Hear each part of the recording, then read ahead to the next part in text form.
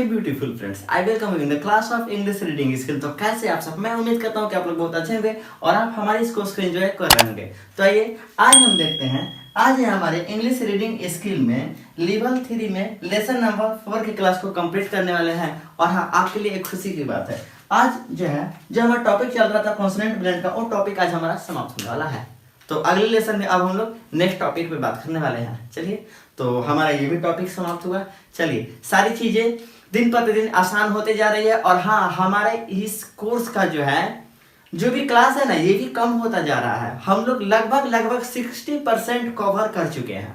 जो हमारा English reading का जो भी कोर्स है ना, उस कोर्स का जो 100% भाग होता है, 100% में से हम लोग 60%, ठीक है ना, 60% हम लोग कवर कर चुके हैं। बस 40% चीजें और बाकी रह गई है, और वो भी चीजें बहुत ही प्यारी है। आगे के टॉपिक में आपको सारी चीजें देखने को मिलेगी। तो आइए फिलहाल हम बात कर लेते हैं आज के इस लेसन के बारे में। तो देखिए, आज का हमारा लेटर है ये और ये दोनों लेटर, ठीक है ना। चलिए देख लेते हैं। ये जो भी लिखा हुआ है इसका हिंदी अथवा मौ, ये जो भी लिखा हुआ है इसका हिंदी अथवा मौ, ठीक है ना। बात करते हैं तो ये दो क्या है, तो इस लेटर से बने हुए डिफरेंट कॉन्सोनेंट ब्लेंड्स है। आइए देख लेते हैं। जब हम बात करते हैं इसके पढ़ने की, तो ये हुआ हमारा फर्स्ट लेटर, तो इसको हम लिखेंगे आधा। ये हुआ हमारा सेकेंड लेटर, तो इसको हम लिखेंगे पूरा। पढ़ने की बारी है तो हम इसे क्या पढ़ सकेंगे, अम्ब। हम इसे पढ़ सकेंगे अम्ब। एक बार फिर से हम इसे क्या पढ़ सकेंगे, अम्ब।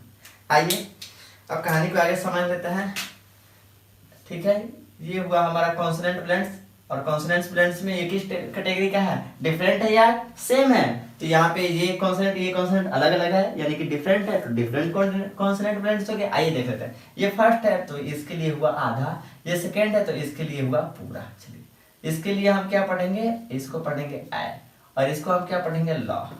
और जब हम इन तीनों को जोड़ने का प्रयास करते हैं तो ये चीजें हमारे सामने कुछ इस तरह से देखने को मिलती है।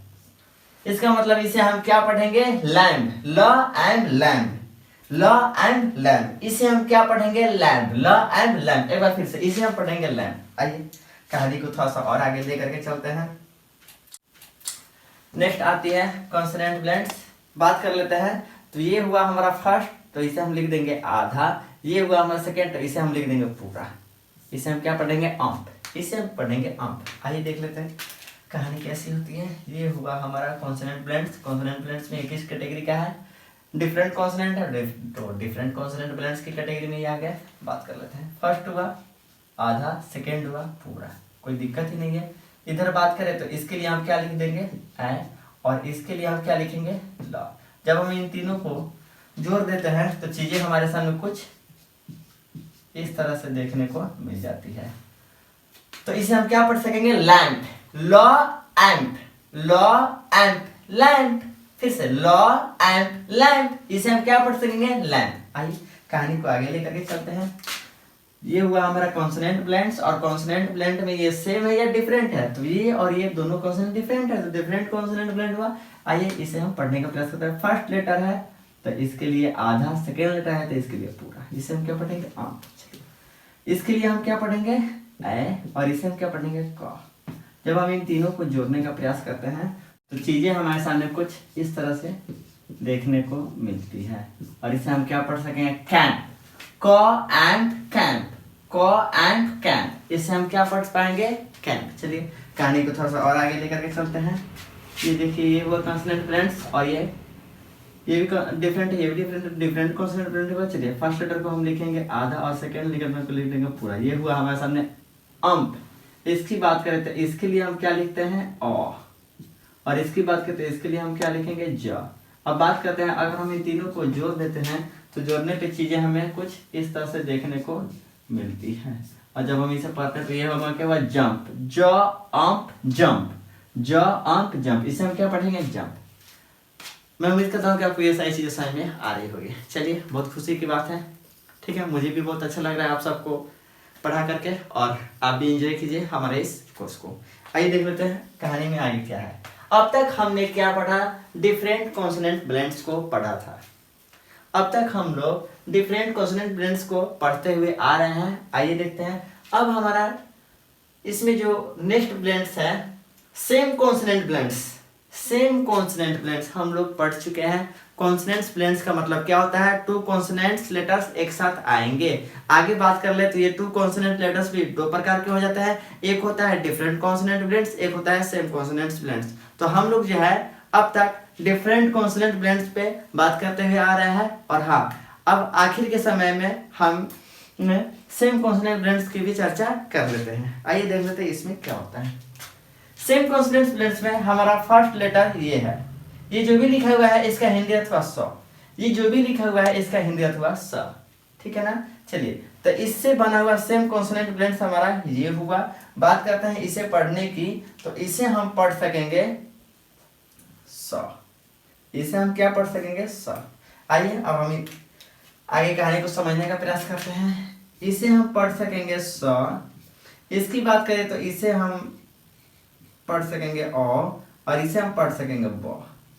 जब हम इन तीनों को जोड़ने का प्रयास करते हैं तो चीजें हमारे सामने कुछ इस तरह से देखने को मिलती है।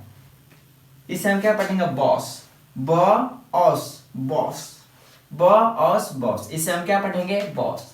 उम्मीद करता हूँ कि आपको ये भी चीजें समझ में आई होगी। चलिए कहानी को थोड़ा सा और आगे लेकर के चलते हैं। बात करते हैं ये सेम कॉन्सोनेंट ब्लेंड्स की, तो इसे हम क्या पढ़ सकेंगे स, इसे हम क्या पढ़ सकेंगे ओ, और इसे हम क्या पढ़ सकेंगे ल।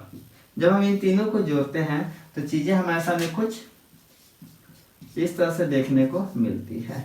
इसे हम क्या पढ़ पाएंगे लॉस, ल ऑस लॉस, ल ऑस लॉस, इसे हम क्या पढ़ पाएंगे लॉस। आइए कहानी को थोड़ा सा और आगे लेकर के चलते हैं। अब हमारा नेक्स्ट लेटर हुआ ये जो कुछ भी लिखा हुआ है इसे हम क्या पढ़ेंगे ल, ये जो कुछ भी लिखा हुआ है इसे हम क्या पढ़ेंगे ल। आइए बात कर लेते हैं। तो इसके आधार पे जो सेम कॉन्सोनेंट ब्लेंड्स दिया हुआ है वो ये है, और इसका हिंदी अर्थ आपको हो जाएगा ल, इसे हम क्या पढ़ पाएंगे ल। चलिए कहानी को समझ लेते हैं। बात करते हैं ये सेम कॉन्सोनेंट ब्लेंड्स की, तो इसे हम पढ़ पाएंगे ल, इसे क्या पढ़ पाएंगे ए, और इसे क्या पढ़ पाएंगे ब। अब जब हम इन तीनों को जोड़ते हैं तो चीजें हमारे सामने कुछ इस तरह से देखने को मिलती है, ठीक है ना। और ये क्या हुआ बेल, ब एल बेल, ब एल बेल। एक बार फिर से इसे हम क्या पढ़ सकेंगे बेल। आइए कहानी को थोड़ा सा और आगे लेकर के चलते हैं। ये सेम कॉन्सोनेंट ब्लेंड्स है और इसे हम पढ़ेंगे ल।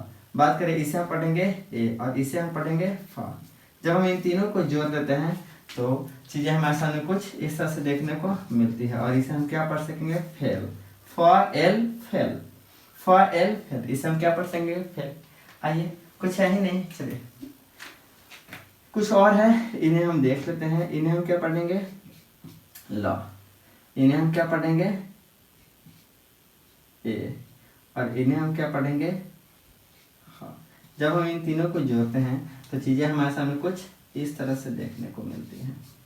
ये हमारा क्या हुआ हेल, ह एल हेल, ह एल हेल, इसे हम क्या पढ़ सकेंगे हेल। आइए कहानी को थोड़ा सा और आगे लेकर के चलते हैं। इसे हम क्या पढ़ेंगे ल, इसे हम क्या पढ़ेंगे ए, इसे हम क्या पढ़ेंगे स।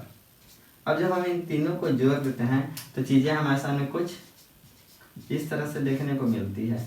इसे हम क्या पढ़ सकेंगे सेल, स एल सेल, स एल सेल, इसे हम क्या पढ़ पाएंगे सेल। उम्मीद करता हूँ कि चीजें आपको समझ में आ रही होगी। सारी चीजें बहुत ही प्यारी है, सब कुछ स्मूथली तो चल रहा है, कुछ टफ नहीं लगने दूंगा। चलिए आगे देख लेते हैं।